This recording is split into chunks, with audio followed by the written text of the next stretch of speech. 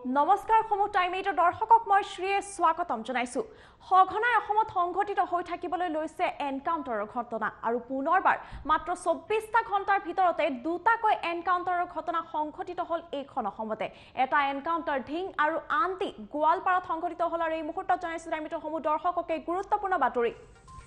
ঢিং আৰু গোৱালপাৰাত এনকাউণ্টাৰৰ ঘটনা 24 ঘণ্টাৰ ভিতৰত দুটাকৈ এনকাউণ্টাৰ। ঢিঙত আনন্দ মিশ্ৰ বাহিনীৰ হাতত ধৰাশায়ী ডকাইত ড্ৰাগছ মাফিয়া। আনন্দ মিশ্ৰ বাহিনীলৈ লক্ষ্য কৰি গুলীওৱাৰ চেষ্টা কৰিছিল নুৰ হুছেইনে। লগে লগে ঢিং আৰক্ষীয়ে গুলীয়াই আহত কৰে দুধৰ্ষ ডকাইত নুৰ হুছেইনক। ডকাইত নুৰ হুছেইনক আটক কৰাৰ সময়তে ভয়ংকৰ ঘটনা সংঘটিত হয়। দুধৰ্ষ ডকাইত ড্ৰাগছ ভূ মাফিয়া নুৰ হুছেইনক গুলীয়ালে আৰক্ষীয়ে। দ্বিতীয়টো এনকাউণ্টাৰ সংঘটিত হ'ল গোৱালপাৰাত। মাত্ৰ 24টা ঘণ্টাৰ ভিতৰতে সংঘটিত হয় দুটাকৈ এনকাউণ্টাৰৰ ঘটনা। আৰক্ষীৰ চকুত ধূলি পেলাবলৈ বিচাৰিছিল অমৰ থাপাই।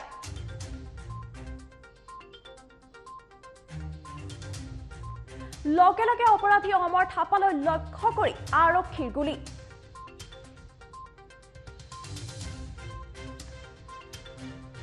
আৰক্ষীৰ গুলীত আহত দুৰ্বৃত্ত অমৰ থাপা।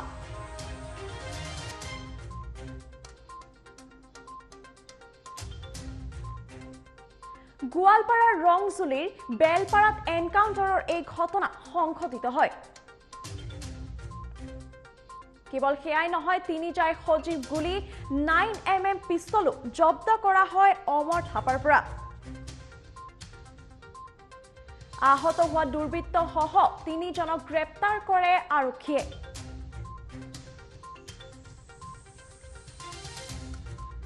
অমৰ থাপাই দুই দুৰ্বৃত্তৰ সৈতে মিলি কৰিছিল অপহৰণৰ এক ভয়ংকৰ পৰিকল্পনা।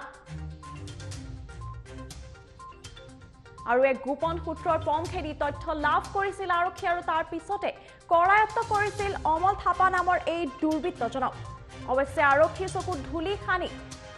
পানী খাবলৈ যাওঁ বুলি পলাবলৈ লওঁতে আৰক্ষীয়ে এনকাউণ্টাৰৰ এই ঘটনা সংঘটিত কৰে। ভৰিলৈ লক্ষ্য কৰি গুলীয়াই অমল থাপা নামৰ এই দুৰ্বৃত্তক। সঘনাই সংঘটিত হ'ব লৈছে অসমত এনেধৰণৰ এনকাউণ্টাৰৰ ঘটনা আৰু কিয় এনেধৰণৰ ঘটনা সংঘটিত হ'ব লৈছে তাক লৈ এতিয়া বৰ্তমান সময়ত এক প্ৰশ্ন উত্থাপিত হৈছে। সবিশেষ তথ্য জানিবলৈ সংযোগ স্থাপন কৰিবলৈ চেষ্টা কৰিছো আমাৰ সাংবাদিক বিক্ৰম বৰাৰ সৈতে। বিক্ৰম, সঘনাই অসমত দেখিবলৈ পোৱা গৈছে যে এনকাউণ্টাৰৰ ঘটনা সংঘটিত হৈছে। মাত্ৰ 24টা ঘণ্টাৰ ভিতৰতে ঢিঙত আৰু গোৱালপাৰাত দুটাকৈ এনকাউণ্টাৰৰ ঘটনা সংঘটিত হৈছে। কি ক'ব সেই বিষয়ে? হয়ছে নিশ্চিতকৈ এই মুহূৰ্তত চাওক, আজিৰ পৰা যদি আমি 2টা বা 3টা মাহ পূৰ্বলৈ যদি আমি যাব বিচাৰোঁ তেনেহ'লে আপুনি চাব লাগিব যে অসম আৰক্ষীৰ বাবে বিভিন্ন সময়ত মূৰৰ কামোৰণি হৈ পৰিছিল কেইবাটাও মষ্ট ৱান্টেড অপৰাধী বা কেইবাটাও কুখ্যাত অপৰাধীসমূহ কিন্তু অসম আৰক্ষীৰ বাবে মূৰৰ কামোৰণি হৈ পৰিছিল। বিভিন্ন সময়ত বিভিন্ন ধৰণৰ অপৰাধমূলক কাৰ্য সংঘটিত কৰিছিল, অসমত বিভিন্ন ধৰণৰ হিংসাত্মক ঘটনা সংঘটিত কৰিছিল। কিন্তু আজিৰ দিনত যদি আপুনি চাই 2টা মাহ বা 3টা মাহৰ পিছত আজিৰ দিনত যদি আপুনি চাই কিন্তু অসম আৰক্ষী কিন্তু এতিয়া অপৰাধীৰ বাবে মূৰৰ কামোৰণি হৈ পৰিছে। সম্পূৰ্ণ ওলোটা হৈ পৰিছে। অসম আৰক্ষীয়ে ইটোৰ পিছত সিটো এনকাউণ্টাৰ কৰিবলৈ এতিয়া বাধ্য হৈছে। অসম আৰক্ষীয়ে ইটোৰ পিছত সিটো এনকাউণ্টাৰৰ ঘটনা সংঘটিত কৰিছে। সেয়া ড্ৰাগছ মাফিয়াই হওক বা চুপাৰী চিণ্ডিকেটৰ লগত জড়িত কুখ্যাত অপৰাধীয়ে হওক বা গো মাফিয়াই হওক বা ভূ মাফিয়াই হওক, বিভিন্ন কিন্তু অপৰাধৰ লগত জড়িত কিন্তু অপৰাধীক এতিয়া অসম আৰক্ষীয়ে এনকাউণ্টাৰ কৰিছে। যিহেতু মুখ্যমন্ত্ৰী হিমন্ত বিশ্ব শৰ্মাৰ নেতৃত্বত চৰকাৰ গঠন হোৱাৰ পিছত মুখ্যমন্ত্ৰী হিমন্ত বিশ্ব শৰ্মাই আৰক্ষীৰ শীৰ্ষ বিষয়াসকলৰ লগতে বিভিন্ন সময়ত বৈঠকত বহিছিল আৰু তাৰ পাছত বিভিন্ন সময়ত এই অপৰাধমূলক কাৰ্যসমূহৰ বিষয়ে আলোচনা কৰিছিল। আৰু মুখ্যমন্ত্ৰী হিমন্ত বিশ্ব শৰ্মাই অসম আৰক্ষীক বিভিন্ন ধৰণৰ নিৰ্দেশ দিছিল আৰু তাৰ পাছতেই এনেদৰে এতিয়াচি বিভিন্ন ক্ষেত্ৰত অসমত ধুবুৰীৰ পৰা শদিয়ালৈকে কিন্তু অপৰাধৰ বিৰুদ্ধে অসম আৰক্ষীক কঠোৰ হৈ পৰা দেখিবলৈ পোৱা গৈছে। আৰু যি অপৰাধীয়ে আচলতে অসম আৰক্ষীৰ চকুত ধূলি দি অপৰাধমূলক কাৰ্য সংঘটিত কৰিবলৈ চেষ্টা কৰে বা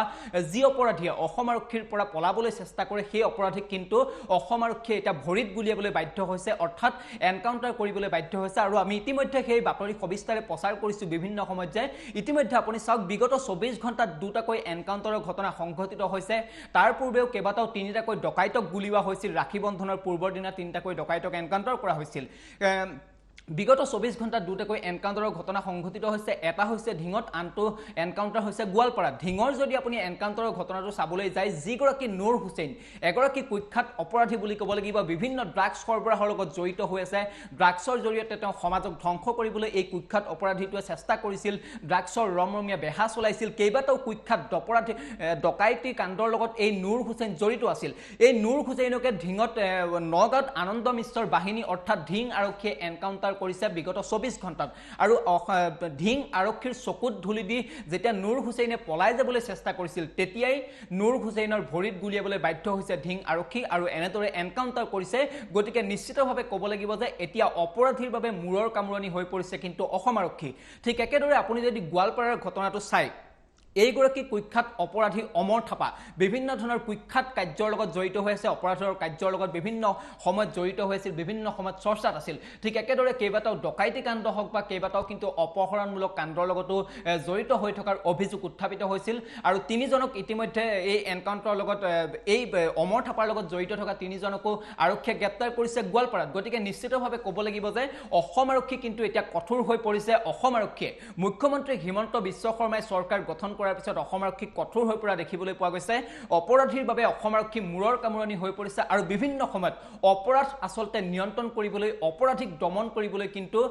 অসম আৰক্ষীয়ে বিভিন্ন পন্থা গ্ৰহণ কৰা দেখিবলৈ পোৱা গৈছে আৰু বিভিন্ন সময়ত যেতিয়া অপৰাধীয়ে অসম আৰক্ষীৰ চকুত ধুলি দি পলাবলৈ চেষ্টা কৰিছে বৰ্তমান সময়ছোৱাত কিন্তু অসম আৰক্ষীৰ শেষ উপায় হিচাপে এনকাউণ্টাৰক কিন্তু বাছি লৈছে তাৰ জ্বলন্ত উদাহৰণ আমি ইতিমধ্যে কেইবাটাও বাতৰি আমি আপোনালোকক দেখাইছো বিভিন্ন সময়ত এনকাউণ্টাৰৰ ঘটনা আমি দেখাই আহিছো শ্ৰী গতিকে নিশ্চিতভাৱে ক'ব লাগিব যে অসম আৰক্ষী এতিয়া অপৰাধীক দমন কৰিবলৈ কঠোৰ হৈছে আৰু অপৰাধমুক্ত কৰাৰ বাবে অসম কিন্তু আগবাঢ়িছে ইতিমধ্যে এই কথা মুখ্যমন্ত্ৰীগৰাকীয়ে উল্লেখ কৰিছে যে অপৰাধমুক্ত অতি শীঘ্ৰে অসমখনক গঢ়ি তোলা হ'ব আৰু এই বাতৰি আগবাঢ়িছে এতিয়া অসম আৰক্ষী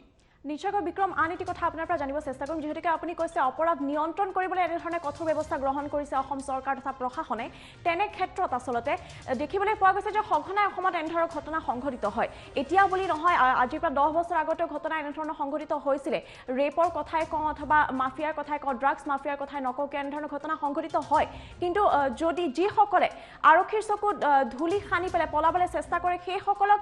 আৰক্ষীয়ে এনকাউণ্টাৰ কৰা আমি দেখিবলৈ পাইছোঁ এই যোৱা কিছুদিনৰ ভিতৰতে আৰু তেনে ক্ষেত্ৰত আমি বাৰু ক'ব পাৰোঁ না অতি শীঘ্ৰে অসমখন অপৰাধমুক্ত হৈ তুলিব কাৰণ এতিয়া হয়তো সেই অপৰাধীসকলৰ মনত কিছু ভয় সোমাই গৈছে যে যদিহে আমি ধৰা পৰোঁ আৰক্ষীয়ে হয়তো আমাক এনকাউণ্টাৰৰ দৰে এক চৰম পথ বাছি ল'ব বিক্ৰম হয় নিশ্চিতকৈ শ্ৰী ক'ব লাগিব যে এই অপৰাধসমূহ যে অসমত সংঘটিত হৈ আছে এইসমূহ আজিৰ দিনৰ অপৰাধ নহয় এই যিসমূহ কুখ্যাত অপৰাধী আছে ইতিমধ্যে যিকেইটা অপৰাধীক আচলতে এনকাউণ্টাৰ কৰা হৈছে এইকেইটা হৈছে দুৰ্ধৰ্ষ অপৰাধী বিভিন্ন সময়ত আৰক্ষীৰ মষ্ট ৱান্টেড তালিকাত থকা অপৰাধী বিভিন্ন ধৰণৰ অপৰাধ কাৰ্যৰ লগত এই অপৰাধীকেইটা জড়িত হৈ আহিছে আৰু তাৰ পাছত আৰক্ষীৰ মষ্ট ৱান্টেড তালিকাতো কেইবাটাও অপৰাধীৰ নাম সোমাইছে যাৰ ফলত এতিয়া অসম আৰক্ষীক যেতিয়া নিৰ্দেশ দিয়া হ'ল বা অসম আৰক্ষীক যেতিয়া অধিকাৰ দিয়া হ'ল এনকাউণ্টাৰৰ বাবে বিভিন্ন সময়ত কথা কোৱা হ'ল তাৰ কিন্তু অসম আৰক্ষী কঠোৰ হৈ পৰা দেখিবলৈ পোৱা গৈছে যিহেতু মুখ্যমন্ত্ৰীগৰাকীয়ে বিভিন্ন সময়ত মন্তব্য কৰি আহিছে যে অপৰাধমুক্ত কৰি তোলা হ'ব অসমখন ড্ৰাগছৰ কবলৰ পৰা মুক্ত কৰি তোলা হ'ব আপুনি দেখিছে যে ড্ৰাগছৰ বিৰুদ্ধে কেনেদৰে মুখ্যমন্ত্ৰী হিমন্ত বিশ্ব শৰ্মাই দায়িত্ব গ্ৰহণ কৰাৰ পিছত অসম আৰক্ষীয়ে কেনেদৰে ধাৰাবাহিক অভিযান চলাইছে দৈনিক কেনেদৰে ইজনৰ পিছত এইটোৰ পিছত সিটো ড্ৰাগছ পেটলাৰ আৰক্ষীৰ হাতত পৰিছে কেনেদৰে ড্ৰাগছৰ কণ্টেইনাৰ জব্দ কৰিছে লাখ লাখ টকা ড্ৰাগছ সৰবৰাহকাৰীয়ে হওক বা সেৱনকাৰীৰ কবলৰ পৰা উদ্ধাৰ কৰিছে এনেদৰে বিভিন্ন সময়ত ড্ৰাগছৰ বিৰুদ্ধে হওক গৰু চিণ্ডিকেটকে হওক ধুবুৰীত দেখিবলৈ পাইছে আপুনি এনকাউণ্টাৰ হৈছে বাংলাদেশলৈ গৰু সৰবৰাহৰ সময়ত গৰু চিণ্ডিকেট চলি থকাৰ সময়ত এনকাউণ্টাৰ কৰিছে আনকি আৰক্ষীৰ লোককো কিন্তু এনকাউণ্টাৰ কৰিবলৈ অসম আৰক্ষী বাধ্য হৈছে নিশ্চিতভাৱে ক'ব লাগিব যে অসম আৰক্ষীৰ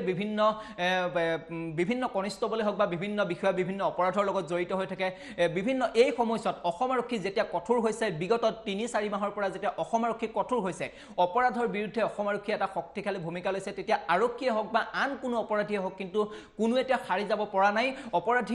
যি অপৰাধী আচলতে আৰক্ষীৰ চকুত ধুলি দি পলাবলৈ চেষ্টা কৰিছে বা আৰক্ষীৰ চকুত ধুলি দি অপৰাধমূলক কাৰ্য সংঘটিত কৰিবলৈ চেষ্টা কৰিছে সেই অপৰাধীকে কিন্তু কঠোৰ হাতেৰে অসম আৰক্ষীয়ে দমন কৰিব বিচাৰিছে গতিকে নিশ্চিতভাৱে আপুনি যিহেতু শ্ৰী সুধিছে যে অপৰাধমুক্ত অসম গঢ়ি তুলিব পৰা যাবনে নিশ্চিতভাৱে এটা কথা উল্লেখ কৰিব লাগিব যদি অসম আৰক্ষীয়ে এই যিটো ধাৰা আছে সঁচা অৰ্থত যদি এই ধাৰা অব্যাহত ৰাখে বা অপৰাধীৰ ক্ষেত্ৰত যদি কোনো কুণ্ঠাবোধ নকৰে অসম আৰক্ষীয়ে যদি নিজক বচাই অপৰাধীক যদি আইনৰ মাজলৈ আনে বা অপৰাধীক যদি দমন কৰিবলৈ চেষ্টা কৰে বা তেতিয়া কিন্তু অতি শীঘ্ৰে অসমখনক অপৰাধমুক্ত কৰিব পৰা যাব আৰু মুখ্যমন্ত্ৰীগৰাকীৰ সপোনো বাস্তৱত পৰিণত হ'ব। গতিকে নিশ্চিতভাৱে ক'ব লাগিব যে অপৰাধমুক্ত কৰিবৰ বাবে অসম আৰক্ষী কঠোৰ হ'ব লাগিব। অসম আৰক্ষীয়ে যি বাটৰে আগবাঢ়িছে সেই বাটৰে আগবঢ়াৰ কিছু ক্ষেত্ৰত প্ৰয়োজন আছে আৰু অতি শীঘ্ৰে অসমখনক কিন্তু এনেদৰে যদি গৈ থাকে তেনেহ'লে কিন্তু অতি শীঘ্ৰে অসমখনক অপৰাধমুক্ত কৰি তুলিব পৰা যাব। নিশ্চয়কৈ ধন্যবাদ জনাইছো বিক্ৰম। এইখিনিতে আপোনাক আৰু জনাইছো টাইমটোৰ সমূহ দৰ্শকক যিদৰে চৰকাৰ তথা প্ৰশাসনে কৈছিলে যে শূন্য সহনশীলতা ৰখা হ'ব অপৰাধৰ বিৰুদ্ধে, সেই মন্ত্ৰ মানি এতিয়া আগবাঢ়িছে চৰকাৰখন আৰু এটা দিনতে মাত্ৰ 24টা ঘণ্টাৰ ভিতৰতে দুটাকৈ এনকাউণ্টাৰৰ ঘটনা সংঘটিত হ'ল দুৰ্বৃত্তৰ বিৰুদ্ধে।